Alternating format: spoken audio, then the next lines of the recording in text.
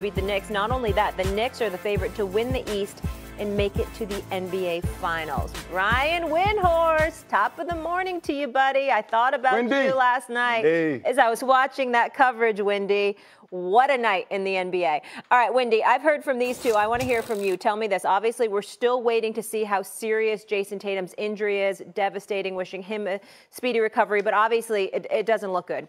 Windy, you think the Knicks close out the series Game 5 tomorrow in Boston? I would not assume that. Because I think that it's a little bit lost that the Knicks were going to win this game either way. They were brilliant in the second half last night. They had 4 different guys score over 20 points. Brunson was awesome in the third quarter. That flipped the game. But then they took him out of the game, and it was Mikal Bridges, just like he did in Game 2, who couldn't miss in the early part of that fourth quarter, that set the stage for Brunson to come back and do his thing.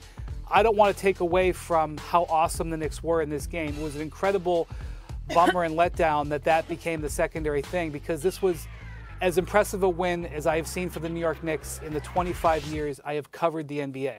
That's what I feel about that performance that they had last night, up and down. And so I have to make the hard pivot on that to Tatum. I will point out that the Celtics were 8-2 this season when Jason Tatum didn't play.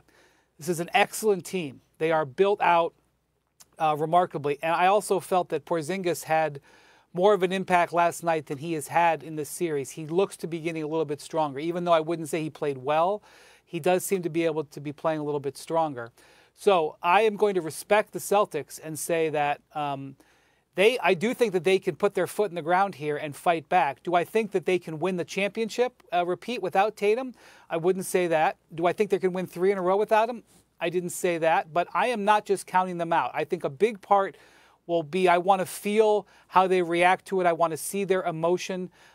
These two guys know this. Sometimes when a team has an injury, they get an overwhelming sense of emotion in the short term after the injury. So I expect the crowd to be behind them in Boston. So I am not assuming anything for tomorrow night.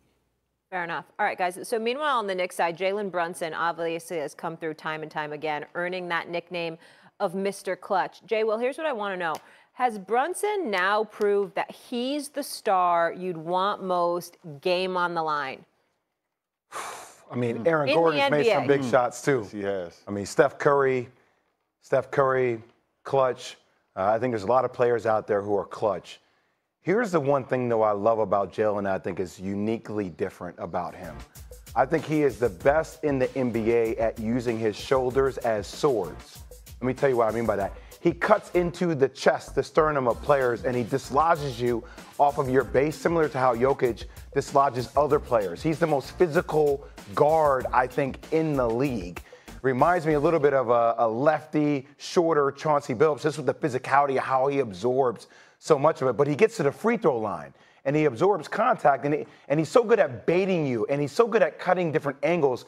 I've said this multiple times about him. I believe that every time you play against Jalen Brunson, it's a game of will you die by 1,000 paper cuts? Like, that's how he plays. So as it relates to slicing and dicing you, getting you down the stretch, yeah, I would probably say right now he is probably one of the best, if not the best closer in the game of basketball. You do? I agree with you. And I would say this. The playoffs has a way of revealing what's inside you. And as great as he is as a basketball player, he has an even bigger heart. How tall is he? 6'1.5", 6'2"? Like you said, he goes through your chest. He goes through the chest of bigger players. Derek White, Drew Holiday, these are hell of a defensive players. He is going through Derek White's chest every single time, knocking him off his spot, getting to his pivots, going downhill on Drew Holiday, pulling up on the bigs when he gets a three-point. This is just determination and drive. And you can attest to this. Sometimes your best player is not the guy that you want to follow. He's not the guy that has the heart. He's not the leader. He has the heart, and he has enough heart for that whole roster. He has enough heart for everybody, and I think they follow him. So I will say Jalen Brunson is the guy that I would want. Wendy? So the Jalen Brunson story is a story of development. He is not physically gifted by NBA standards. You look at the physical talent of the top NBA players. He doesn't have the size. He doesn't have the quickness. He is a development story. I mean, there's those videos of him working with his father, Rick, when he was a teenager. His footwork is some of the greatest footwork I've ever seen on a basketball player. The way he has learned angles, the way he has learned how to use his balance, the way he has developed shooting at different angles, guys, learning to shoot over much taller players, learning to use players' size against them. It's as impressive for his development story I've ever seen. And just where he's gone from his freshman year at Villanova to where he was coming out of Villanova to his rookie year in the NBA to when he came to the Knicks to now, really, he should be making YouTube videos to teach kids how to learn this basketball skills and development. That play is one of my favorite plays of the last couple of years, that crossover.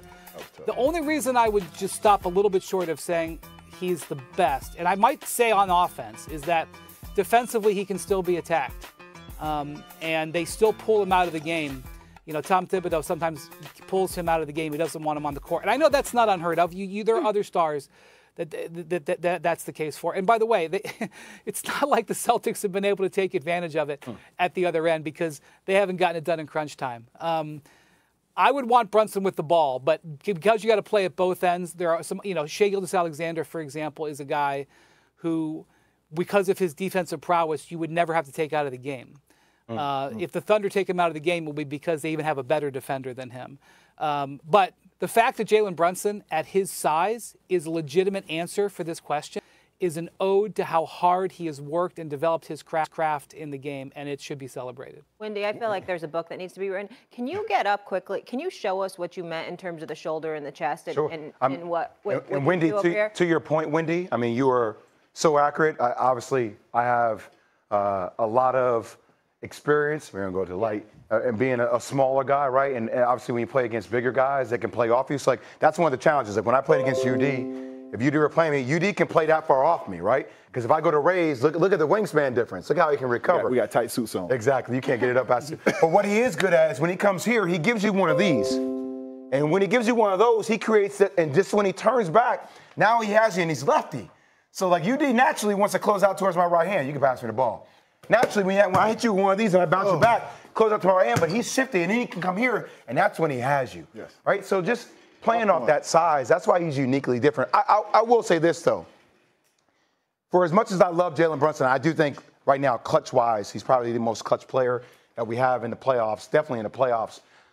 But Edwards got a higher ceiling, man. Oh, for sure. For sure. Higher in clutch time for where he's trending towards. Jalen Brunson is a veteran that's been around the game. He's always played old, right? Like that's how he's gotten to his spots on the court, right? Talk about being methodical. Like he works you down the spaces. But watching the explosiveness of Anthony Edwards, watching the agility, the athletic ability of Anthony Edwards, and by the way, his footwork ain't that far off from Jalen Brunson. Oh, no. If you ever watch, there's a great videotape of Kyrie Irving. He's a hard worker. Phil Handy talking about the footwork that he has all over social media.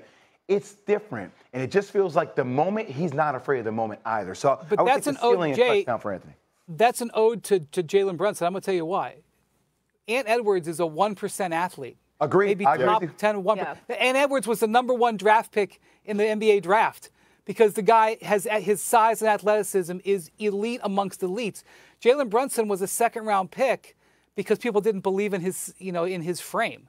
And the fact that they are basically equals when it comes to this at the highest levels is an ode to the development story. And by the way, Ant has been a development story on his own. What Ant went through as a teenager in a childhood is a whole nother story. That is a book. That's a great story.